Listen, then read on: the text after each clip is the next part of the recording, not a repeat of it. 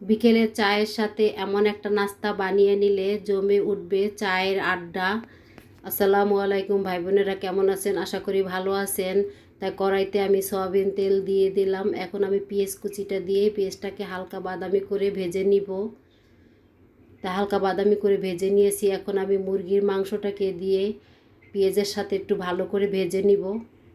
আধা চামচ পরিমাণ আদা রসুন দিয়ে মাংসর সাথে একটু ভালো করে ভেজে নিব। তা এখন আমি কিছু গুঁড়া মশলা দিয়ে দিব। চিলি ফ্লেক্স, কালো গোলমরিচের গুঁড়ো, ধনিয়া জিরার গুঁড়ো, গরম মশলার গুঁড়ো আর স্বাদ মতন লবণ, সব উপকরণ দিয়ে আমি মাংসর সাথে ভালো করে ভেজে নিয়েছি। এখন কিছু গাজর কুচি দিয়ে দিব, সাথে বরবটি দিয়ে আমি ভালো করে মাংসর সাথে মিশিয়ে নিলাম। এখন পাতাকপি কুচিটা দিয়ে দিব। তাই সব উপকরণের সাথে আমি ভালো করে একটু ভেজে নিব। এভাবে সবজির পুর বানালে খেতে খুব মজা হয়। তাই এখানে আমি হাফ চামচ পরিমাণ সয়া সস দিয়ে দিলাম। আধা চামচ কর্নফ্লাওয়ার গুলিয়ে দিয়ে দিব, সবজিটা যেন আঠালো হয়। ভিডিওতে একটা লাইক দিয়ে পুরো ভিডিওটাই দেখবেন আশা করি। তা আমার সবজি রান্নাটা কমপ্লিট। এখন আমি নামিয়ে নিব। এখন আমি আটার ডো বানাবো। তা একটা ডিম ভেঙে ফেটে নিব। 1 কাপ পরিমাণ লিকুইড দুধ দিয়ে দিলাম। তা ডিমের সাথে ভালো করে মিশিয়ে নিব। 1 চামচ পরিমাণ ইস্ট দিব। তা ইস্টটা না গলা পর্যন্ত ডিম দুধের সাথে ভালো করে ফেটে নিব। হাফ কাপ পরিমাণ সয়াবিন তেল দিব। আর অফ ক্যামেরায় আমি স্বাদ মতন লবণ আর 1 চামচ পরিমাণ চিনি দিয়েছিলাম। এখন অল্প অল্প করে আটা দিব। আটাটা আমি ডিম দুধের সাথে মিশিয়ে নিব।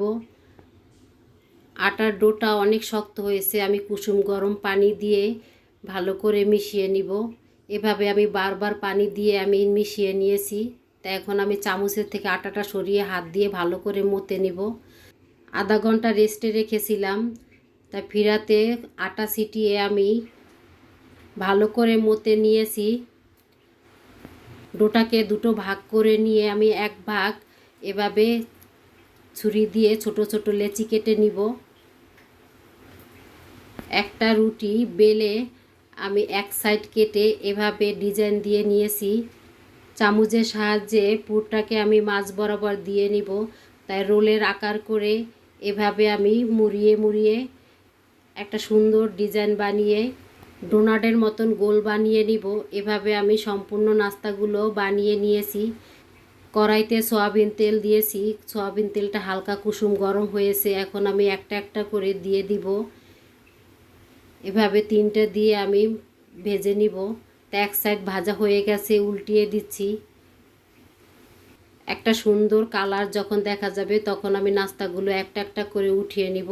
এভাবে আমি সম্পূর্ণ নাস্তাগুলোই ভেজে নিয়েছি। এই নাস্তার রেসিপিটি যদি কোনো অংশে একটু ভালো লেগে থাকে তাহলে প্লিজ ভাই বোনেরা আমার চ্যানেলটি সাবস্ক্রাইব করে আমাকে সামনে এগিয়ে যাওয়ার একটা সুযোগ করে দিবেন। আশা করি আবার দেখা হবে অন্যটি রেসিপিতে। আল্লাহ হাফেজ।